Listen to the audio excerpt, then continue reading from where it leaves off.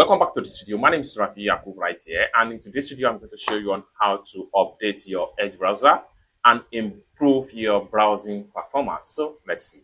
But before we dive into the tutorial, if you find this tutorial useful and you are following this channel, remember click on that subscribe, turn on the notification bell for more useful tutorials like this. So with that being said, let's get started. All right, so the very first thing you want to do is to simply come to the top right here, click on update right here, or better still, you can click on this three dots right here, and this is going to drop down. Next thing you need to do is to simply navigate to settings. Then the next thing you need to do is to simply scroll down from the sidebar right here, click on About Microsoft Edge.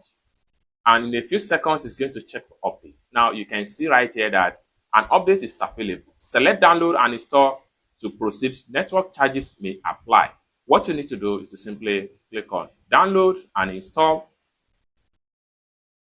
Then you can see right here the update started downloading. So what you need to do is to exercise a little bit patience, allow everything to download and install successfully. And after that, restart your PC and continue enjoying your Edge browser.